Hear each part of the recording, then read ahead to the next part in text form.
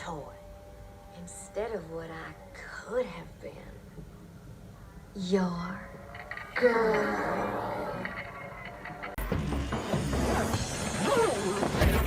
お前ごときに両方やるというのはスティッキーフィンガー I'm questioning everything I thought I knew, which is exactly what I wanted to do. Hello, welcome to season 2 of Loki. I didn't mean to make all of that rhyme, but it did, so there we go.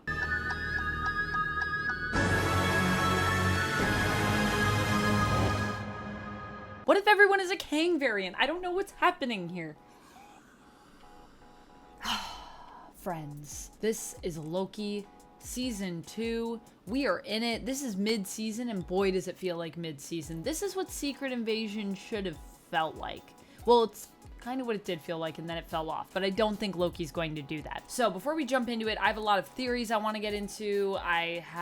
There's so many things that happened here that I loved, so many twists and turns. I think my favorite thing about this episode is the twists and turns. There's just stuff that caught me off guard, and I love when that happens. We love that. But first, I'm going to give you a little bit of a synopsis before we talk about who could be Kang and how many Kang variants could really be in this series. How many Loki variants could be in this series? Oh my gosh, what if everyone's Loki? Okay. So what happens in this episode? So in this episode, Loki and Mobius go to track down Ravonna Renslayer. So they travel to the past where she is on the sacred timeline. Ravonna, meanwhile, is in the midst of helping Miss Minutes to save the sacred timeline by reaching out to a He Who Remains variant. And when they all get together at the Chicago World's Fair, they basically run into what I like to call Kang variant number 5, at least of the prominent Kang variants. I call him number 5 because we have He Who Remains, we have Kang the Conqueror, we have Scarlet Centurion, we have Immortus, and then we have Victor Timely. I think those are the main ones that we've seen so far, as far as I remember. Ravonna basically wants Timely to join her and Miss Minutes so that they can restore the sacred timeline, and basically Timely can take the place of He Who Remains, becoming the new He Who Remains. Miss Minutes wants to get with Victor Timely, basically.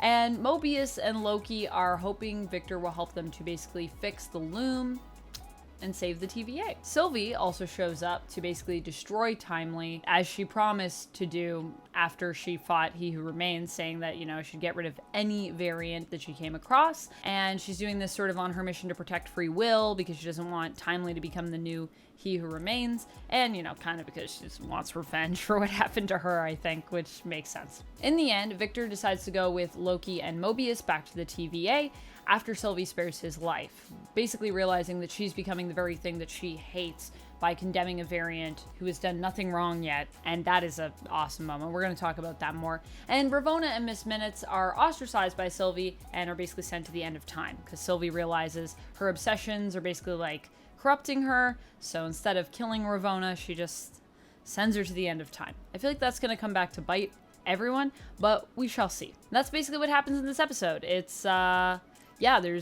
feel like the first half of this episode is kind of us just going through the motions, and that was the thing that we kind of got to that part. And I want to be hyped about this show, but I was watching it and I was like, oh, it kind of feels like safe. It kind of feels a little boring. But then it kicked into gear. And the one thing that I will say is throughout the entire episode, I feel like the acting, especially Jonathan Majors, and I would also say Tara Strong, who I think Miss Minutes is basically stealing every scene that she's in, even scenes with Jonathan Majors, who is really acting his butt off here, she's stealing every scene, even scenes with him. It's crazy. Both of them are doing such a good job, but also everyone in this cast is crushing it. Sylvie's moment of realization when she comes in. Also, I loved that breakdown when we got to that point in the episode. Everything was just kept building on each other. So first you have the twist in this episode of Miss Minutes and Victor betraying Ravonna because she said maybe we could be partners.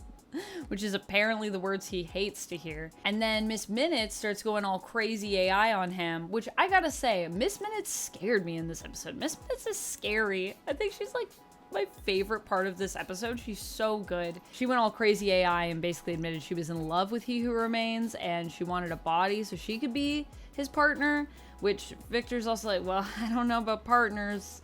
This is also getting really weird. I didn't really create you. That was my variant that did that. So, and at that moment when things are getting intense between them and he just manages to basically click Miss Minutes back into her little controller safe thing. That's when Ravonna returns, and then she's threatening Victor's life, and then Loki and Mobius come in and they're trying to like save Victor's life and having this confrontation with Ravonna, and then right when that's going crazy, who shows up? Sylvie shows up to once again threaten Victor's life, and then has this whole moment where she says, you know, you have to die because you're too dangerous and what you'll become will ruin everything. And realizing that's the very same thing that was said to her by the TVA. And she's becoming the thing that she hates. But how she enters as well when Ravonna says that she's for order and then Sylvie comes in. Sylvie is clearly chaos. I mean, there's a lot of just really...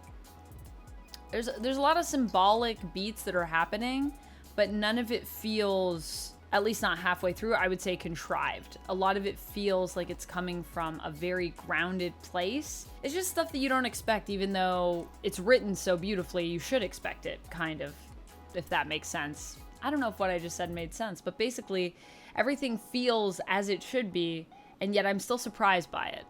It's a very neat little package, Loki, you know? It's like these little surprises, and then in the end, you realize it was all woven together beautifully. It's really a blanket, but you're only seeing parts of the tapestry until the end. Parts of these little motifs. So, I really loved that scene a lot. I think that's actually my favorite speech, although there's a lot of good speeches in this episode. I have so many questions and theories about this episode, by the way. So, first of all, Uptown Duck and I were talking about this, and I think we both are kind of feeling like Obi might be more than he seems. The interesting thing is that Victor basically says that the TVA handbook, which is what Ravonna and Miss Minutes left for him so that he would get all these ideas and grow up. As a kid, he gets it, he reads it, and then it basically starts these ideas in his mind, so he becomes this great inventor. And he's saying that he invented all this stuff because he was inspired by the TVA handbook, and he looks up to Ouroboros. And that's making me think that Ouroboros is maybe Kang, or a Kang variant. There is a point in the comics where Kang is also Doom, and I'm kind of wondering if that's what Ouroboros will be. And this is a very small thing. So I believe this happens in Fantastic Four, issue number 350. And what he says is Ouroboros to Christoph Bernard, who is basically his heir, who has been living his life thinking that he was Doom because Doom basically like brainwashed him to think that so he could go off and do other stuff, and then Christoph would be there to run everything in his stead. And it's making me wonder if maybe this is going to be a connection to the Fantastic Four or a lead into Doctor Doom. I don't know if Obi will be Doctor Doom per se, but there could be a connection there.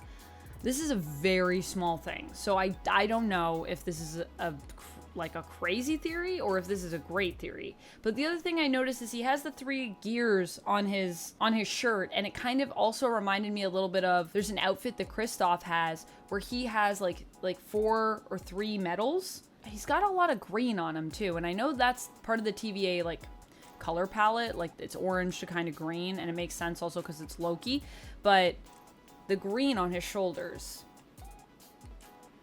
I don't know. I think he might either be some Loki variant or some Kang variant, and if he's a Kang variant, maybe he's somehow connected to Doom and the period when Kang becomes Doom. That's a theory. I have it. I'll leave it there for you. You decide what you want to do with it.